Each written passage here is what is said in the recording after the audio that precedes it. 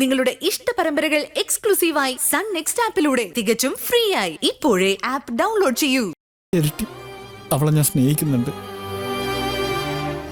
എല്ലാം അറിയുന്ന നീ അവളെ കൊണ്ട് അങ്ങനെ ഒരു തീരുമാനം എടുപ്പിച്ചത് ഒന്നും അറിയാതല്ലോ. അപ്പോ ഒഴിഞ്ഞു മാറി തരേണ്ടത് ഞാനല്ലേ? ഒരിക്കലും നടക്കാത്ത സ്വപ്നമായിരുന്നു എന്ന് അറിയാമായിരുന്നെങ്കിലും കുറച്ചു കാലം അങ്ങനൊരു സ്വപ്നം കാണാൻ നീ എന്നെ അനുവദിച്ചില്ലേ? അത് തന്നെ മഹാഭാഗ്യം. എനിക്ക് ഞാനായി ഇങ്ങനെ ജീവിച്ചാൽ മാത്രം മതി. എന്നെ കൈവിടല്ലേ ദേവി. അരുതാത്തിനൊന്നിനും നീ എന്നെ നിർബന്ധിക്കല്ലേ. എൻ്റെ അമ്മയ്ക്ക് ദുർബുദ്ധിയൊന്നും തോന്നിപ്പിക്കരുതേ. എൻ്റെ അമ്മയുടെ മനസ്സിലെ പ്രതികാര ബുദ്ധിയെല്ലാം നീ മാറ്റിത്തരണേ. സ്വസ്ഥമായി പഴയതുപോലൊരു ജീവിതം ഞങ്ങൾക്ക് തരണമേ.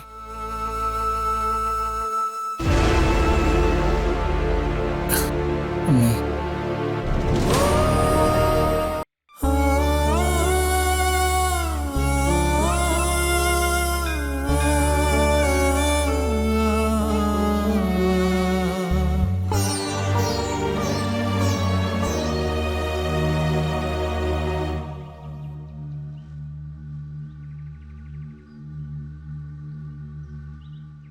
മോനെ, ദാ ഈ പ്രസാദം തൊട്ട് കഴിയുമ്പോ നിന്റെ എല്ലാ പ്രശ്നങ്ങളും ഇതോടെ തീരും.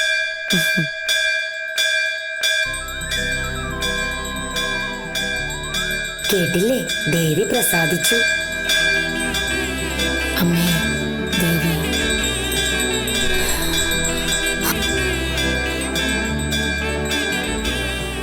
മോനെ, കഴിഞ്ഞതെല്ലാം എൻ്റെ മോൻ മറക്കണം. ഈ തിരുനടയിൽ നിന്ന് വേണം ഇനി ഒരു പുതിയ ജീവിതം ആരംഭിക്കാൻ. അതിനു വേണ്ടിയാ നമ്മൾ ഇന്നിവിടെ വന്നത്. ഇവിടെ വെച്ച് ഇപ്പൊ ഈ നിമിഷം മോൻ അമ്മയ്ക്ക് സത്യം ചെയ്തു തരണം. ഞാൻ പറയുന്ന പെണ്ണിനെ നീ കെട്ടുവെന്ന്. അല്ല അമ്മ, നീ ഒന്നും പറയണ്ട. ഞാനെല്ലാം പറഞ്ഞ് തീരുമാനിച്ച് ഉറപ്പിച്ചിട്ടുണ്ട്.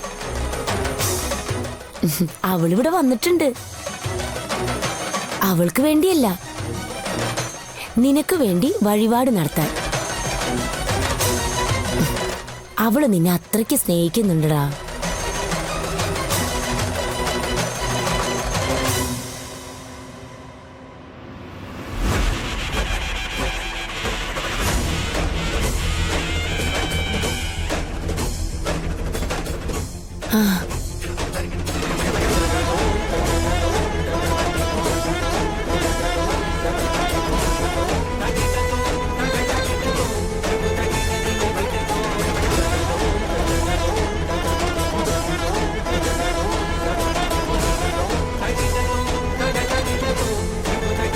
എന്താ സുനീഷേട്ടൻ എന്നെ ഇവിടെ പ്രതീക്ഷിച്ചില്ലേ?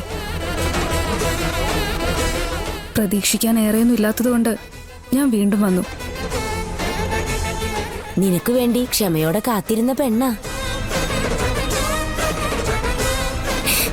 നിന്റെ പെണ്ണ്. ഇവൾക്ക് വേണ്ടടാ നീ ഒരു ജീവിതം കൊടുക്കാൻ.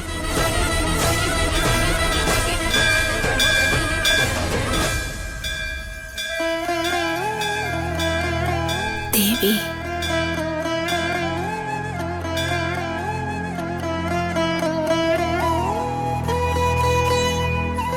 എന്താടാ, എന്താ നീ ഒന്നും പറയാത്തെ?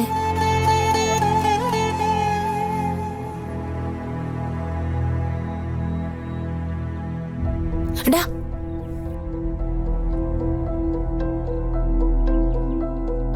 മോൾ അങ്ങോട്ട് ചെല്ല്. ചെല്ല്.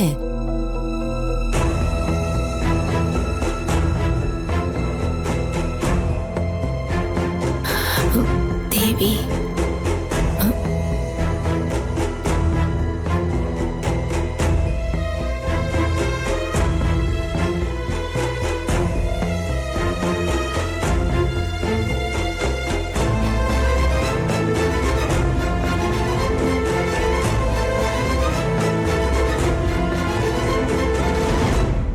സുനീഷേട്ടാ,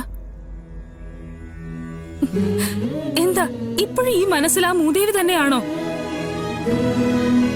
അവള് സുനീഷേട്ടനെ ചതിച്ചവളല്ലേ? തള്ളി പറഞ്ഞവളല്ലേ? എന്നിട്ടും സുനീഷേട്ടൻ അവള്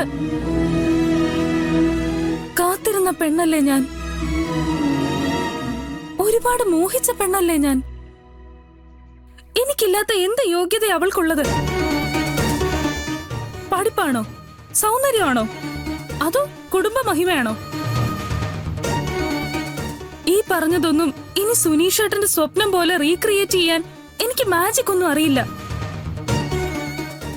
എന്റെ എല്ലാ കുറവുകളോടെയും എന്നെ സ്വീകരിക്കാൻ നിങ്ങൾ ഒരുക്കമല്ലെങ്കിൽ ഇനി ഒരിക്കൽ കൂടി ഭിക്ഷ യാചിച്ച് നിങ്ങളുടെ മുന്നേ വരില്ല.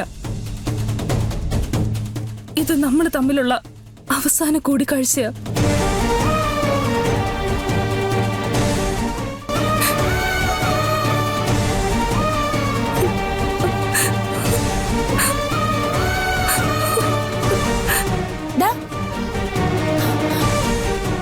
അവളെന്തിനാ കരഞ്ഞിട്ട് പോയത്?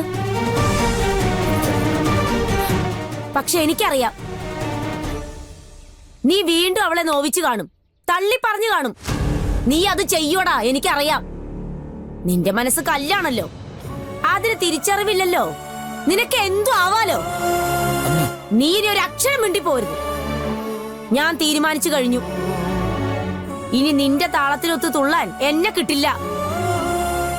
ഇനി ആ പെണ്ണിന്റെ കണ്ണീര് കാണാൻ എനിക്ക് വയ്യ. ഞാൻ അവൾക്ക് വാക്ക് കൊടുത്തു കഴിഞ്ഞു. നീ അവളെ കെട്ടും. നീ ഈ കല്യാണത്തിന് സമ്മതിച്ചില്ലെങ്കിൽ പിന്നെ നിന്റെ തള്ളയെ നീ ജീവനോടെ കാണില്ല. അമ്മേ വിടറ. കോതാറ കോളനി ഝാൻസി റാണി കമലാക്ഷിയാ പറയുന്നത്. ഞാൻ പറഞ്ഞതാ. കാണില്ല എന്ന് പറഞ്ഞാ എന്നെ കാണില്ല. ദേ, കാളിയമ്മയുടെ നടക്കി നേരെ നിന്നാ ഞാൻ പറയുന്നത്. പരീക്ഷിക്കാൻ തയ്യാറാണെങ്കിൽ ആയിക്കോടാ. സ്വന്തം അമ്മയുടെ ജീവനേക്കാൾ വലുതാണ് നിനക്ക് നിന്റെ പൊട്ടത്തരങ്ങളെങ്കിലേ ആയിക്കോടാ. നീ ആയിക്കോ, എന്താന്ന് വെച്ചാ ആയിക്കോ.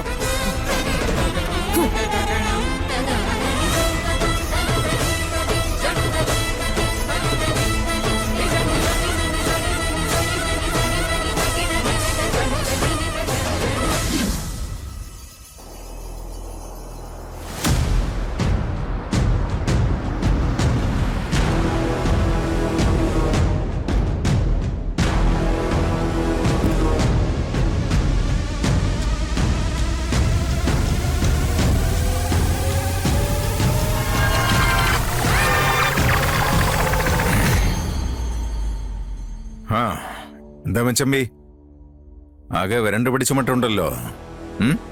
എന്താ പറ്റിയേ? ഞാൻ കേട്ടതൊക്കെ ശരിയാണോ മച്ചമ്പി? മച്ചമ്പി എന്താ കേട്ടതെന്നറിയാതെ ഞാനെന്ത് പറയാനാ? മച്ചമ്പി അലമേലുവിന്റെ കല്യാണം ഉറപ്പിച്ചോ? ഉറപ്പിച്ചു. അതിനെന്താ? അതിനെന്താന്നോ? ഉത്തരവാദിത്തപ്പെട്ടവരോടൊക്കെ ആലോചിക്കാതെയാണോ കല്യാണം ഉറപ്പിക്കുന്നത്? ഞാൻ അവളുടെ അമ്മാവനല്ലേ? എല്ലാം പെട്ടെന്നായിരുന്നു മച്ചമ്പി. ഒരു നല്ല ആലോചന വന്നു, ഞാൻ വാക്കും കൊടുത്തു. ചെറുക്കനെ ശ്രീഹരിക്കോട്ടയിൽ സയന്റിസ്റ്റാ. പറഞ്ഞ മച്ചമ്പി അറിയും. നമ്മുടെ കേന്ദ്രമന്ത്രി സുന്ദരശെൽവത്തിന്റെ മകനാ, രാജശെൽവം. ആരെങ്കിലും ആയിക്കോട്ടെ, പക്ഷെ വാക്ക് കൊടുക്കും മുമ്പ് എന്നോടൊന്ന് പറയാമായിരുന്നു. പറഞ്ഞിട്ടും പ്രത്യേകിച്ച് വിശേഷമൊന്നുമില്ല.